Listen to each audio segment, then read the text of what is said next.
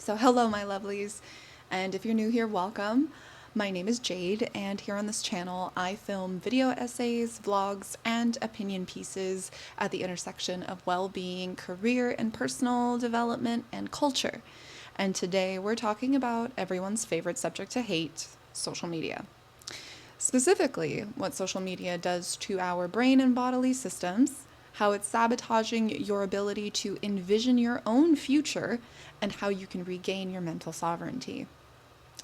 You'll learn what areas of your life are most impacted by distracted and disengaged social media use, and just what all that scrolling is doing to your control center. You'll come out with actionable insights and helpful tips into ways to mitigate these effects and get back to hearing your own thoughts in your head again.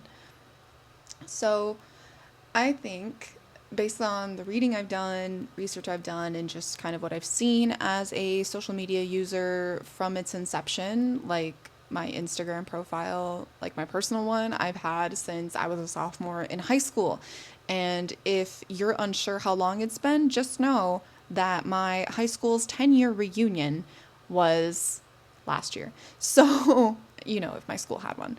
So, I think that social media use, especially casual social media use, can be summed up by this very astute quote from a high school student in Basking Ridge, New Jersey, which is, "We use our phones to numb ourselves." And she's right. So, psychologists have long argued that excessive social media use and screen dependency are closely linked to other mental disorders and high levels of anxiety. And if you've spent any time on social media over the last, I don't know, 2 years, especially since COVID and our quarantine times, high levels of anxiety have been reported across the board, most especially for the younger generations that have been using social media since their teen years. And a possible and likely explanation is that this negatively impacting use is used to avoid living your actual life. Crazy, right?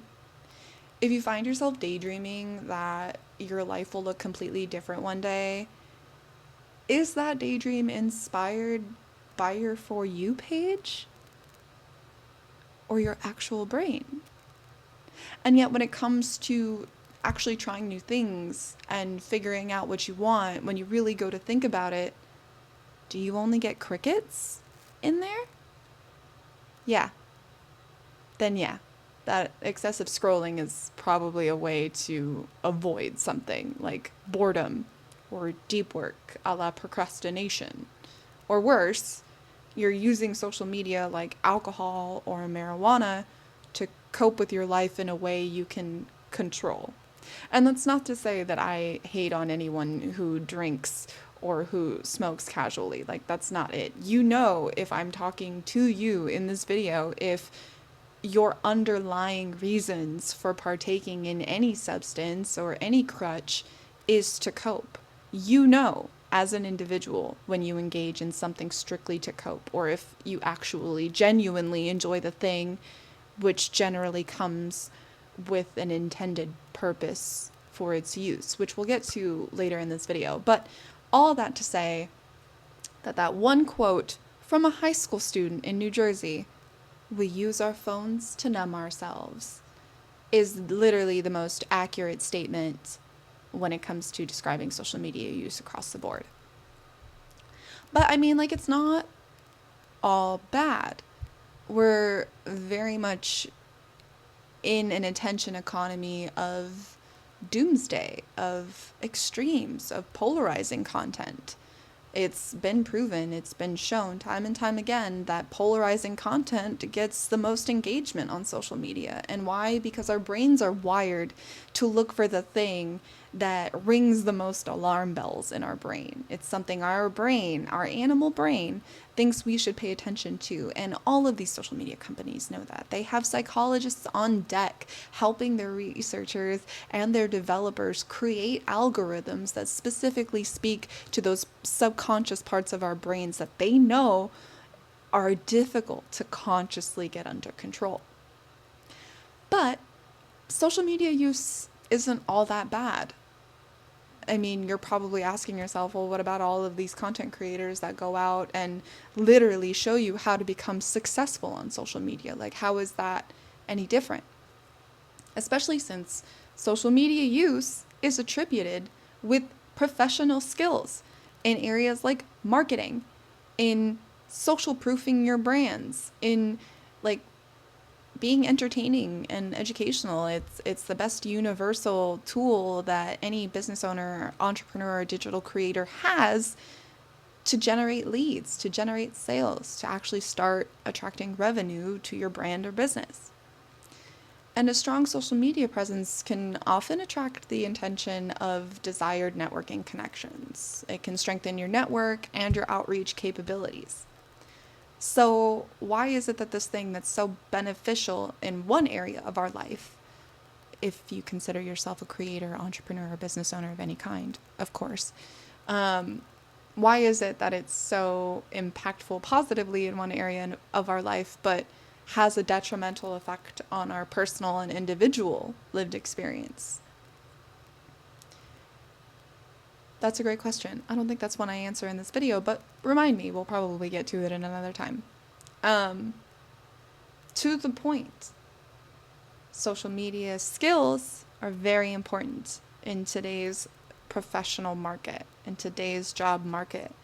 Being proficient in social media by necessity means that you are actually proficient in areas of marketing, in business strategy, in copywriting, in sales. It encompasses a wide area of habits and functions that could serve you. So, for example, when I was 26, I was in my third year of university, and I was sitting in my social psych class. It's my favorite class, my favorite professor. So I think at the time, too, after that quarter of social psych, I was literally going to go and be her, like, she was going to be my mentor for my undergraduate research, and she was. I remember in that class, I was checking my LinkedIn because I received a notification that I had gotten a message. And at the time, that was super weird because back then, I still thought LinkedIn was just the stuffy social media platform for squares who took themselves way too seriously. Well, just a week before I received that message notification, I was randomly inspired to update and upgrade my LinkedIn profile on a recommendation from a YouTube video. I don't know why, couldn't tell you, especially because it was a while ago, but I did it. I followed their advice in the YouTube video. I did the whole shebang, and come to find out, that message was to inform me that a recruiter had found my profile and wanted to schedule an interview.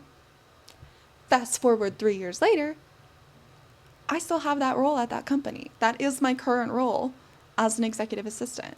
And I got that message because a recruiter reached out to me on LinkedIn, which I had only updated like a week before. All right. So it does have very positive and real world implications for having an actual social media presence, right? And that kind of leads me to that distinction between social media for personal use and social media for professional use. I know not everyone demarcates their life in such black and white terms. For me, I have my personal life, and then I also have my professional life on the other side. Why? Because I value compartmentalizing those things, knowing that they will both cross over into each other. That being said, I want to make this point clear. Correct social media use has a positive effect on how you're perceived in your professional network. In your personal life, it can be a great tool for reflection, but that's a lot harder to nail than if you just focused on social media use for professional development. So social media use is still heavily favored when it comes to digital marketing and personal portfolio and content sharing. Why? Because it's free 99, babe, free 99. And all it takes is some solid elbow grease to make it your best lead generator and conversion funnel. mastery or even basic proficiency in social media involves a whole slew of skills that are valuable in the job market today. Anything from marketing and data analytics to content creation and business/marketing management skills, right? If you work in corporate, if you have a 9 to 5, if you work a desk job, if you do any sort of admin or strategy related to your role, like if you are a full-time shift manager at a McDonald's, chances are you still work in email, you still work in Excel spreadsheets, and you still have like a calendar that you use. All of these are all universal professional skills that are present across industries and like areas of work. I guess I just repeated myself twice, but whatever. And if you work in corporate, you will be making decks. You will be making PowerPoints. You will be creating content. Internally consumed by your company, sure, but still content. Social media use necessarily forces you to practice thought leadership, which is essential in professional development.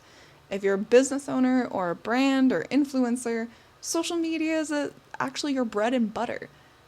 Social media use in your personal life can have detrimental effects, sure, and it's literally still being studied by researchers today. So honestly, I'm going to come back and fact check this video in about 5 years and see if what I've shared is still relevant. But its professional applications have endless benefits. So, if you made it this far, great.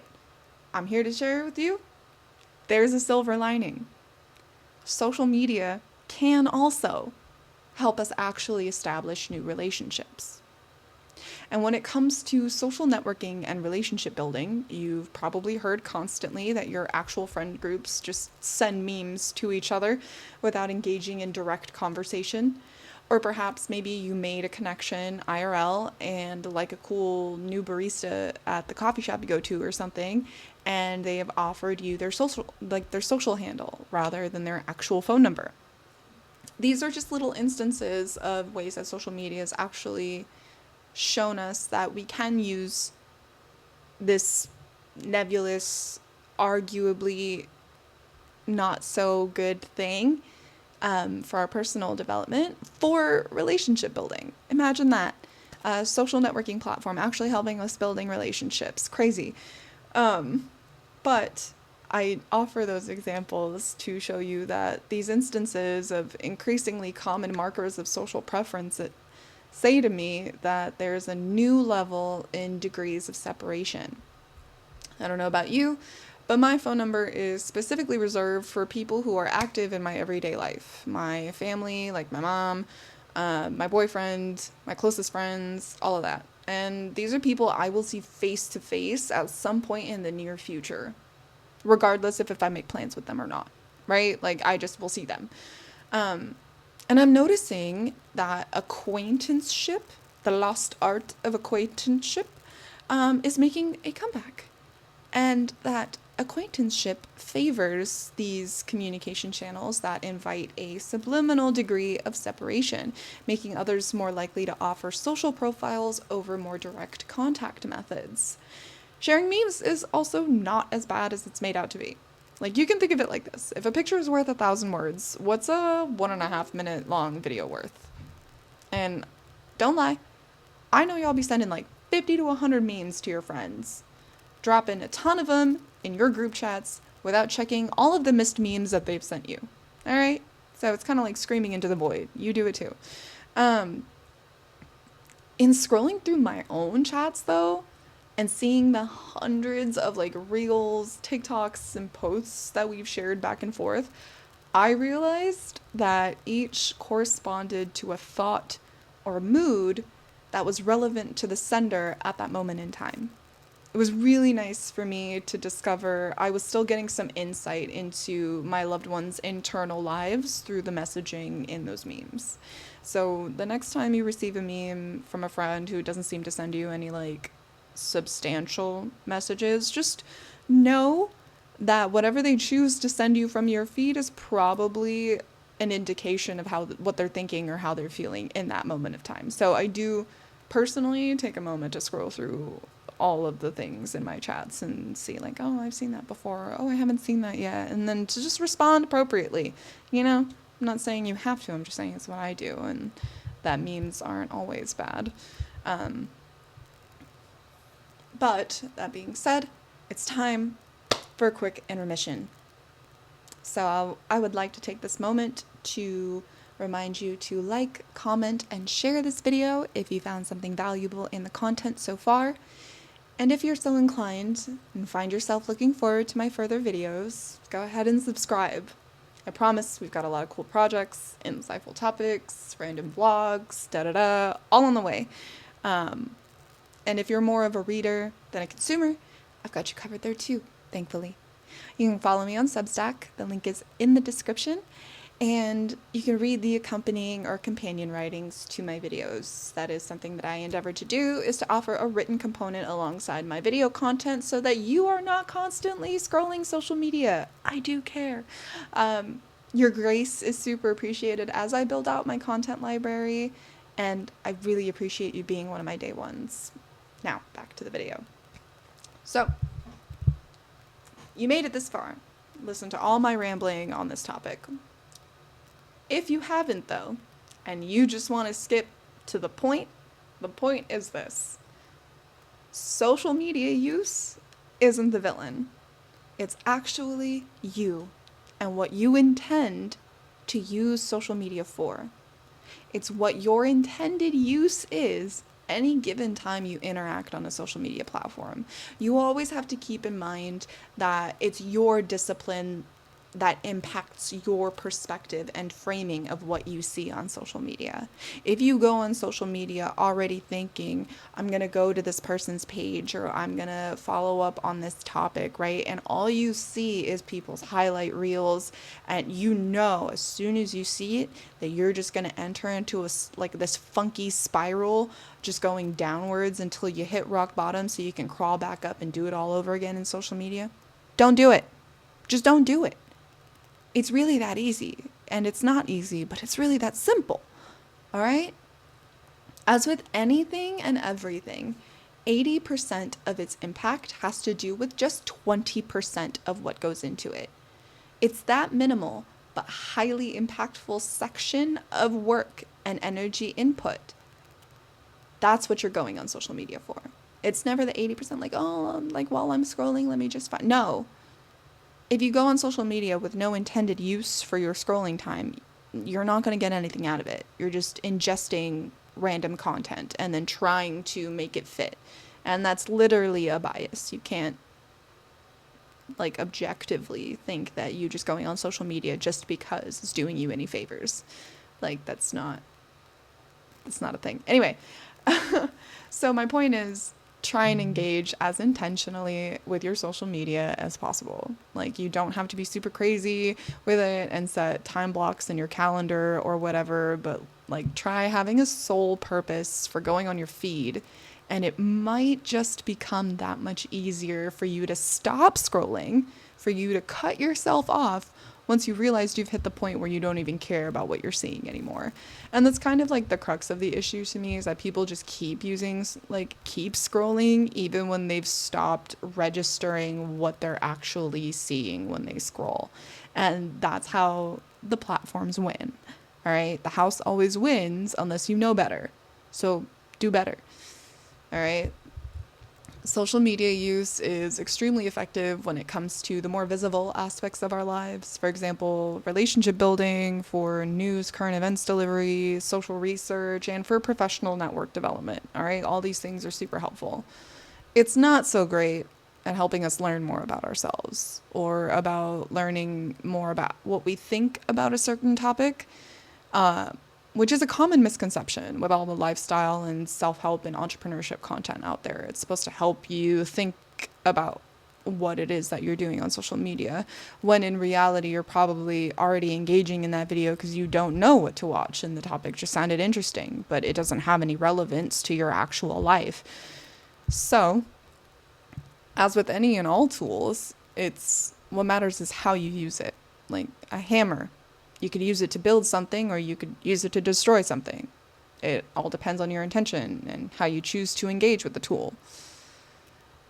if you're finding yourself at this point where you just don't know when you stop engaging with the content you're scrolling through, then I definitely invite you to avoid social media use, period, for about 5 to 7 days, just to discover what you actually feel drawn to when you do get the itch to scroll. Like, the key isn't to learn more using social media, it's actually to learn more about yourself through your social media use. Unfortunately, or fortunately for you, that means you need some real peace and quiet to figure things out for yourself. So, if you're curious about your own social media use and aren't sure how to connect your social media use to your sense of self and identity development, you can download my fun little worksheet via the description box to discover yourself on your own time. The questions are formatted as journal prompts so that you can do that deep work and come out the other side with more self-awareness, enabling you to be your best self in person and online. And if you haven't already, just one more time, I invite you to like, comment, and share this video if you thought it was cool. Or not. Either way, that's all I have for you today. And I'd love to hear your thoughts, reflections, and stories in the comments section below. Go off, Fran.